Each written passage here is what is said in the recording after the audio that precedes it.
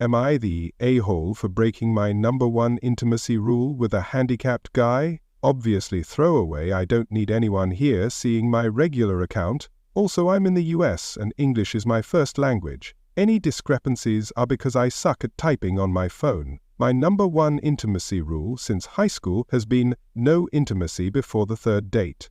I recently broke that rule with a handicapped guy, and now my childhood best friend is pissed and grossed out because she thinks I have some weird kind of fetish. Context/full story. I'm a 28 female. My childhood best friend we'll call Jess is also 28 female.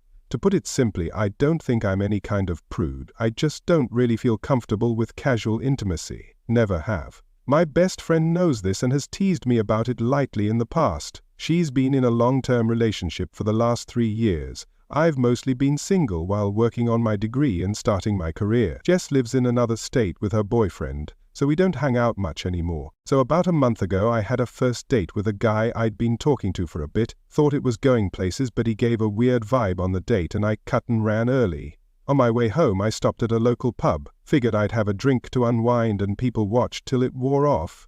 Tipsy driving is still intoxicated driving in my opinion. I get there and it's pretty packed, Friday night and all, and there was no seating at the bar, but took my drink and looked around. Most of the restaurant side of the pub was someone's birthday party, but there was a small table with a seat open off to the side with a guy reading a book there. So I say, F it, I'm a social person and what's the worst thing that happens? He says no. So I ask if I can sit there for a bit. I promise we don't have to talk or anything. At this point I feel like I've freaked out because this guy up close is the hottest man I have ever seen. But he just smiled at me and gave an enthusiastic sure. A few minutes later of me sipping in silence and he says, I don't mind talking, if you want to. Here, I want to. Are you kidding me right now? We talk for a bit, and it turns out, Mike, fake name, is 29, just finished his master's degree in some kind of computer learning field. I program computers to program computers. He's living on his own for the first time. He apparently stops by the pub after work because he's right around the corner and he's not used to the silence yet, after living so long with a half-dozen siblings. We talked for a good 2 hours, about everything from dating, which he said he's basically given up on, to hobbies and tastes, and we have a near total eclipse of a Venn diagram on this stuff. I eventually sort of blurted out that I don't know why he'd give up on dating. This is the closest thing I've had to a good date in forever. Shooting my shot obliquely here. Haha. He gets kind of an odd look on his face and says, tell you what, I have to go to the bathroom, but when I come back I'll ask you out for real. Weird, but okay. Then it all clicks, because he doesn't get up to walk away, he just rolls in his wheelchair. And I'm thinking, oh my God, he wanted to give me a chance to back out of this without making it awkward. How cute can this guy be? He grinned like crazy when he got back and saw I was still there, and I basically tripped over myself saying something to the effect of, so I'm free all weekend, what did you have in mind? Another hour later, we've got plans for Saturday, and he told me he has a neuromuscular disorder I can't remember the name of. My degree isn't in STEM, lol. So his legs work, but the signals from his brain get misinterpreted, so he doesn't have the balance or coordination for walking or standing. The pub starts switching over to the younger/rowdier crowd, and he asks if I'd like to go back to his place for coffee to continue our conversation. As you have probably long since realized, I did not get any coffee or conversation till the next morning, and I have 0 regrets. We've been dating since, and I know it's still early, but I really feel like this might be the one. Onward to yesterday afternoon, my friend Jess, remember Jess, is in town and we go out for coffee to catch up on things. I'm gushing about Mike, but when I get to how we met, she just sort of got weird and edgy. I don't remember any exact words, but she essentially said that I must have a fetish for the handicapped, since I broke my #1 rule and it's the best physical relationship I've ever been in. Like it's good for me because he uses a wheelchair, not because the guy puts in effort in bed. She said, I've changed as a person and left without even saying goodbye. 15 years of friendship and I've never seen her like that. So here I am, asking the most objective people online, AITA, if I'm an a-hole or weird for being super attracted to a guy who uses a wheelchair and basically putting out immediately. Update. 2 days later. My first ever update. Yay! So if you were hoping for some terrible drama, I hate to break it to you that I don't roll like that. No pun intended. So, I do have an update on Jess and crap. Finally makes perfect sense. And I have a slightly NSFW but funny story about Mike, because this guy is just the best, y'all. Okay, so first, I finally messaged Jess yesterday and said basically I'm still hurt by what you said, but after 15 years of friendship I'd never forgive myself. I didn't at least ask why you snapped at me like that. She replied immediately, I'm so freaking sorry, I didn't mean any of that, can we have a do-over for lunch? So I agreed cautiously and took a half day to meet with her today. Turns out that those of you who said she was jealous and that she might have something else going on, and especially the person who said something might be going on in her relationship, gold stars. She's in town because she's job hunting, because she's moving back in with her parents for a while since her relationship ended. Apparently they have been having a ton of small problems adding up. But the biggest one? Intimacy. The guy she's been with was apparently never great, but it's gotten to the point where he makes no effort at all for her to enjoy herself, and then gets pissed when she isn't in the mood. She tried talking with him about it, making suggestions, but he told her recently that it's emasculating being given intimacy advice by a woman. The straw that broke the metaphorical camel's back, however, was that her boyfriend has always had a thing for Asian women. She's Caucasian, but she does have long black hair. After weeks of fighting over their intimacy life, he suggested that they spice things up by her dressing in a kimono and pretending to be Asian. She lost it on him and is absolutely disgusted by the racist fetishism and ended it right then. So she had all of this bottled up and was hoping to talk to me and finally be able to put it down, and I missed every hint that she had something big to discuss because I was gushing about Mike. So to her, it felt like I was just twisting the knife by bragging about how great our intimacy was. She snapped, and somewhere between what I was saying and what she wanted to talk about, some wires got crossed, and she said something incredibly dumb. She left without saying goodbye because she was mortified and ashamed as well as irrationally mad at me. Something to know about Jess. She's an awful liar, and she and I were the co-founders of our high school's foot-in-mouth society, so I do believe her. I told her I forgive her and I'm sorry I didn't realize she wanted to talk about something bothering her, and she said I was too stupidly nice and have nothing to apologize for, so I think we'll be okay. For the time being, I'm not ready for her and Mike to meet, because I don't want to make things feel worse, and she agrees. But she's really, really happy for me. Hopefully this is just a funny story we can look back on someday. So on to how Mike almost killed me, lol. Last night we were talking about the Reddit post and he gets this funny expression that I'm starting to recognize, and he goes, "How do we know you don't have a fetish if we haven't at least tried it in the chair?" And I'm like, "Are you serious, lol?" He said he's never attempted it because, cue tears, he's never felt so comfortable with a partner before. Well, his chair has what is essentially like a parking brake thing. Or it should. It's unfortunately broken, and apparently getting them fixed is an expensive pain in the butt. He doesn't use it that often, so he hasn't made it a priority. And there's a thing called Newton's third law. You know how every action has an equal and opposite reaction? As it happens, when you're trying to get the motion of the ocean going, in a chair with wheels that aren't locked, there's a sort of counter motion that starts and freaks it all up. So we were going nowhere fast except for inching along the floor in his bedroom and laughing at the silliness, which isn't helping. Eventually he just stops and says, "Maybe we can get some of those wooden block things they use to keep little planes from rolling away, like in Indiana Jones, you know." I absolutely lost it, like laughing so hard I'm in tears. He's giggling half at the situation and half at my reaction, and everything just keeps setting me off again. Finally I get it under control, doing some deep breathing exercises and crap, and I look at him again, and he pulls the straightest face he can and says, "For the love of God, golly, this sure is uncomfortable." Folks, if I had asthma I would have freaking died right there. I laughed so hard I think I pulled a rib, like wheezing and not even laughing anymore, so much as weeping and making this awful mee noise when I could catch my breath, while he's laughing and rubbing my back and saying he's sorry he couldn't resist. So yeah, confirmed, no fetish here, and this magnificent scoundrel's comedic timing might actually kill me. I doubt I'll update again because there's really nothing I can see needing to share, given everything sort of worked out, and in the end the real a-holes were the friends we made along the way. I don't know, Thanks for all the lovely comments on my last post and for coming along with me on this absurd but brief drama in my life, lol. Update 1 month later.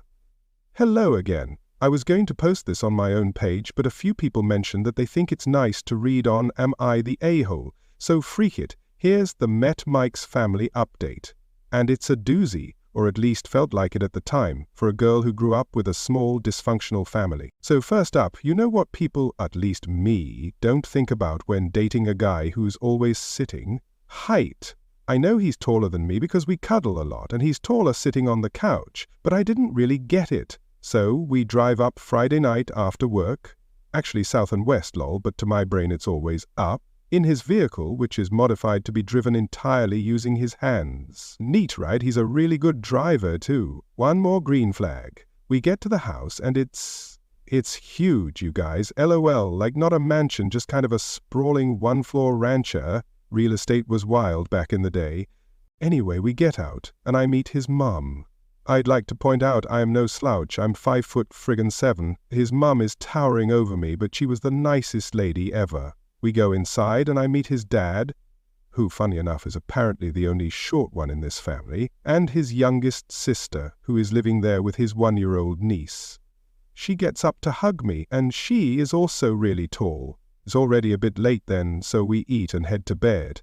I get to see his cute-as-crap room from when he was a teenager, and I casually ask, hey, so, I don't know how this works and stuff, but how tall are you? And Mike is all, I dunno, like a bit over 6'4", been a while since I checked. A bit over 6'4". So is everyone in your family tall? Kinda. We met the Nordic basketball team he calls a family properly the next day. Actually, they're Irish, but they're blonde and tall, so it conveys the idea better. The only one of reasonable height and still taller than me was his oldest sister, lol. They are also loud.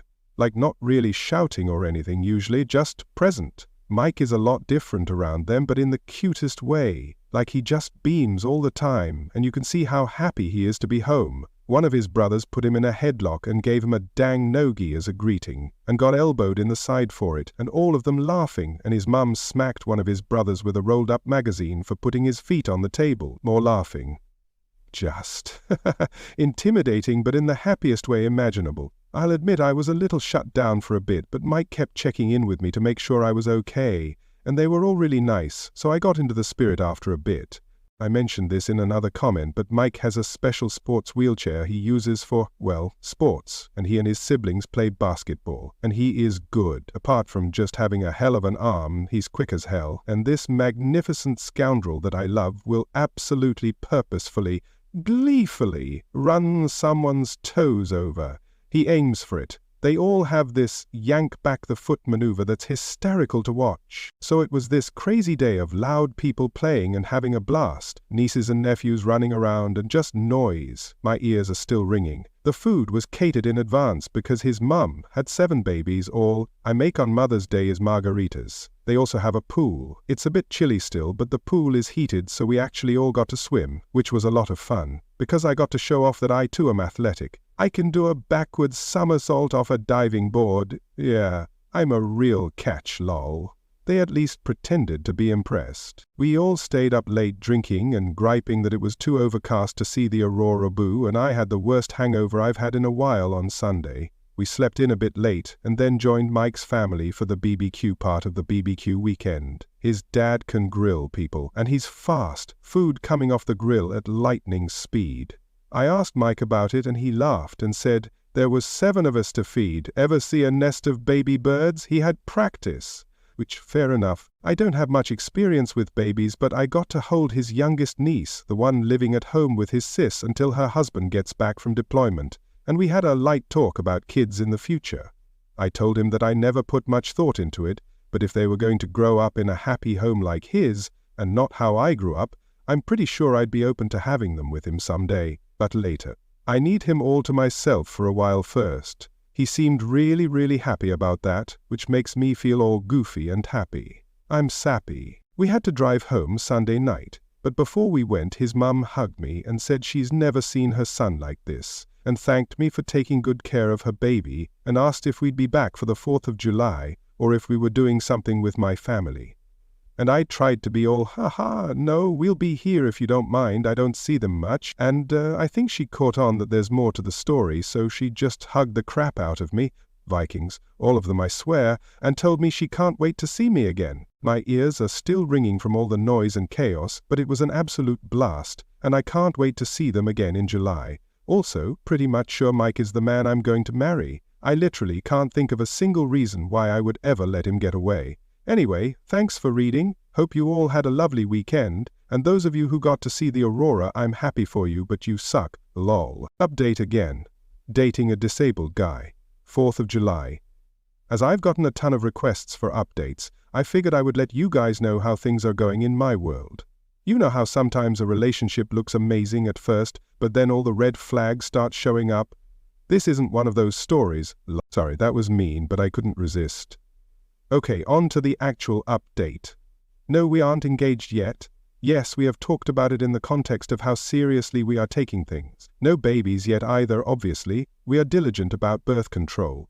I want Mike all to myself for a while. So the 4th of July visit to his family's house was pretty awesome. After getting to know everyone last time, I had better expectations of what I was going into. And I've talked with my therapist about the whole play fighting makes me anxious because in my childhood home it wasn't playing thing. I don't want them to ever curb how they act to cater to me. And instead I guess I'll consider it immersion therapy. I think Mike mentioned it anyway, because I didn't see much of it this time, though there were cheerful threats of doom lobbed about, which I didn't mind at all. His mum is amazing, I'd like to point out, even if she mums so hard it makes me weepy. So, background info, I have a really common-sounding name spelt really uncommonly, think Danielle or Jessica. Because in addition to everything else, my parents decided to be creative when they named me. So, although I do sort of like my name, that meant I was that kid who never saw their name personalized on anything. Mike's family, on the other hand, had like 1 million kids, and they all got traditional names, so personalized stuff was huge for them. It kept them from fighting over stuff, I guess. One of the things in their house, because they have a pool, is that each of the kids, adults now, has their own personalized beach towel that lives at the house. So we get to their place, and it's been a hot drive there, so right after we get in, Mike suggests I go to his room to get changed into a swimsuit so we can have a dip in the pool. I'm thinking that sounds perfect, right? Some of you may already know where this is going. I get to his room, and there is a towel on the bed, in my favorite color, with my freaking stupid-ass spelled name embroidered into it. So here I am crying over a goddamn towel, and he's in the doorway watching and grinning like he just pranked me or some crap. Turns out it was her idea, but she checked with Mike to make sure it was spelled right, so now I have a towel for when we visit, because apparently, I'm welcome. If I sound cranky, it's just because I'm better at self-depreciation than I am expressing emotions in a direct way. I really am blown away and touched by how much these people have welcomed me. Mike has already sort of learned to decode the way I talk and joke, which is nice. But the first time he gently said, "That's not humor, that's just putting yourself down, babe," I definitely wanted to go hide under the table. He doesn't let me be mean to me. That's a thing good partners do, I guess? I wouldn't know. Again, yes, I am in therapy. I am working on myself. It's not his responsibility to put me back together. It's just something he does naturally. I literally told him one night that I was sorry I'm kind of broken, and he snorted and said, "At least you can walk," in the most disgusted voice ever, and made me laugh. I digress. So the food was once again amazing, and I kept my promise to teach his mum how to make my cinnamon bun bread pudding, so I felt like I contributed. Insert Ralph Wiggum I'm helping meme. I learned to play Yahtzee, and as it turns out, I am very good at it. They do a lot of board games things at night when everyone is staying for the week. These people have a lot of board games. And puzzles. Whole dang storage closet of the things. They also drink like freaking fish, and can hold it, so I am learning to pace myself. Mike doesn't drink much when we aren't there, so I'm not worried that it's a red flag. Only red flag of his that I've found was a Red Sox pennant in his room. Now I realize I might be talking him up a lot, but he isn't perfect. He snores. He has a habit of arguing with people on the TV when they make stupid decisions. He sometimes starts talking about things I don't understand and just goes and goes until he realizes he lost me like 15 minutes ago, and he is fastidiously tidy, which makes me feel guilty because I have bad habits to lose. I'm not used to clutter means I can't move through an area, but I'm really trying. I barely spend any time at my own place anymore, and we're definitely looking to move in together sooner than later. Yeah, so not that much of an update. No one burned themselves on a firework or anything super exciting. I'm just in an ongoing relationship with a great guy who has a great family, and things continue to look up for us. We head home tonight so we can spend some alone time Sunday. Hope everyone else had a safe and happy holiday. Update: dating a disabled guy. Yes, it's me again. 4 weeks later, I debated just posting this on my own page, but crap, like a lot of people keep asking for more, so I guess it doesn't hurt to drop my post, but asking if I may wash my wounds before they flog me again. This is Jess, and I have this friend who I will call Meg and not Tallulah, despite both Jess and Mike thinking would be hilarious. Meg was planning to have a birthday party, the big 3-0, and she and Jess are close and both presently single. They chose a local bar with outside seating, and Jess did a wait, let's check their accessibility. Because I have been griping to her for the last month. And lol and be freaking hold after calling the place, they didn't have a ramp for the balcony/outside seating area. As I have been told, Jess said, nope, I am meeting Mr. Throw R.A. Jess, come on, and so they found another place that's a dang hike from everyone, but it has a great outside area with accessibility. And then we got the invite, through Facebook because we are all basic, I guess, and Mike was stoked because they have this awesome beer selection full stop, I hate hops, so. Then Meg told us that no, I am not using Tallulah for the 15% of you going, oh, but that was such a better name. They chose it because Jess wanted Mike to feel welcome. So hats off to Jess for making the comeback impression of the century, I guess. The birthday was fun and silly, and everyone in my immediate friend group met Mike and loved him. Tons of laughter, everyone drank way too much, but fortunately we had enough heads up for a planned motel stay. Why yes, I do own a UV flashlight, why do you ask? So we and a bunch of other people didn't drive home. We actually had brunch in the bar the next day. It was absolutely awesome, and I am ruined for pancakes because Fluffy, once again I digress. Jess and Mike hit it off, and she told him literally every story I didn't want her to over brunch, and it all was great apart from the persistent hangover. I crashed at Mike's again. And then he asked what it would cost to break my lease, because he hates the mornings he wakes up and I'm not there. So the next upcoming week and a half or so is going to be insane while I pack up my whole dang life and shove half into a storage unit and the other half into his apartment, and then we'll be living together. I know it's too soon. He does too. We've decided we're idiots and just going for it. My landlord is a lady who is a bit on the older side and isn't charging me for breaking the lease as long as I leave the place ready for a new renter. So I may respond to comments for a bit right away, but expect a lot of silence for a while after. Update: dating a disabled guy, and this headline gets more and more awkward, so probably dating Mike with the wheels from now on 7 weeks later. Hey, I get a lot of messages asking how things are going, but I kinda hate when people update every 5 minutes with the "my neighbor looked at me sideways" updates after 3 paragraphs of recapping drama. So, for those not invested, still with Mike, he's amazing. I will marry him. We live together now. It's been trying, as in, he is trying not to laugh at how inept I am at cohabitation. I am really good at not leaving stuff out now, so there's improvement. He doesn't infantilize, Reddit big brain word, me at all, but he definitely gives me the grace due an absolute idiot. I appreciate it. We are not engaged, guys. It's been half a year, come on. I'm writing a book about our relationship. It starts with "my name is," and the rest is just notes. Don't hold your breath. Jess moved into my old apartment. Yes, my former landlord is the GOAT. Jess is also seeing a guy. I think it is too soon, she agrees, but she has reasons. Girl, we all have needs, and who am I to judge? And I was recently in kind of a serious car accident. I am fine, I have great health insurance, great car insurance, and am recovering just fine. No GoFunds here, though if you want to help, just find a reputable charity for helping victims of intoxicated drivers and give them your money. So I was on my way home from working overtime and some dude clipped my car, and I ended up in a ditch while he just sort of spun out. But I was wearing my seatbelt because I have a brain and I got really, really lucky. Everything is fine. My medical deductible was already paid up for the year, and the worst I had was some bruises, a cracked femur, fibula, a whiplash, and a totaled car. The silver lining is that Mike is great at caretaking, another checkmark in the having kids category. Also, his mum brought us like a million homemade frozen dinners in Costco serving trays, and we had nowhere to put them, so she bought us a frigging chest freezer. Guys, I don't even know with this family, they are amazing. I know, usually I give some sweet, heartwarming updates while griping about mental health, but I am pretty well medicated until my leg heals, and I have a few weeks off work to cuddle Mike while watching bad sci-fi, so I'm not in the best place to fill your cups. Sorry. Also, don't watch Another Life on Netflix unless you have the ability to set your brain aside, because it is the least consistent show I have ever seen. I mean, I loved it, especially the spine ripping itself out of a person and trying to walk away. Oh my God! But it requires suspension of disbelief like few things I have encountered in all my years. Also, Mike says hi. He indulges me.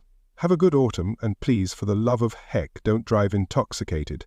And don't expect anything from me unless the Thanksgiving gathering is as epic as they claim. I almost slipped and said his last name. No doxing for you today, because Reddit is probably already over my crap. As always, I love you guys for all the support. I'm okay, the relationship is fab, and please don't drink and drive. Edit, I don't have a cracked femur. Jesus crackers, these meds are something. I have a fractured fibula, lower leg, outside bone, and it didn't break all the way through. I have no idea how I mixed those two up. Mike says at least I'm cute when I'm high, but he is clearly biased. So yeah. Cracked fibula, little leg bone, short-ish healing time.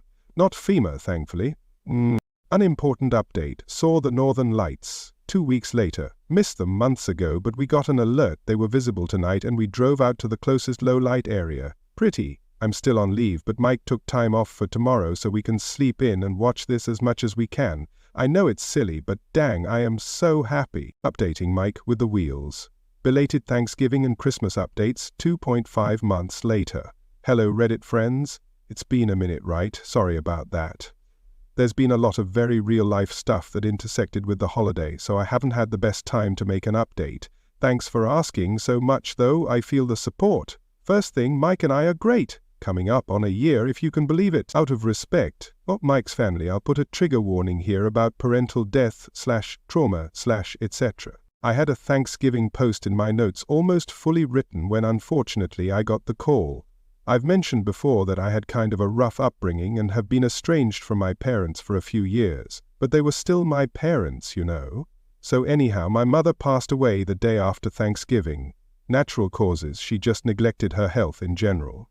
I hadn't talked to her since a half-hearted attempt last Christmas. She didn't even know about Mike, and I don't know if I even feel sad exactly, but it knocked me for a loop, and writing about how great Mike's family is left a bad taste in my mouth. My therapist says I, paraphrasing here, already mourned the loss of the good parts of my mum when I started processing the bad parts, so my reaction isn't abnormal, for once. But it wasn't the easiest time, and then the funeral meant a whole lot of people I never wanted to see again. Mike was a godsend. He's so charismatic and charming that no one had anything bad to say to me. It was more like a room of acquaintances. I'm so glad we moved in together. I don't know how I would have gotten through it and then gone home alone. So I'm going to do this a little out of order. Mike and I spent the whole Christmas week with his parents again, and they were very sympathetic and understanding in the "we respect that you don't want us to make a big deal" way. Most of his family wasn't there, except for dinner the day after Christmas. Just wait till the Thanksgiving recap and you'll understand why Christmas is so low-key. No one could handle that twice in 2 months. So it was nice to wake up and feel like family and open presents in my pajamas. Mike and I have matching Christmas ones now. We are ridiculous together and I love it. Also, it was a white Christmas for the first time in years. To those hoping for a proposal, I did get jewelry, but not a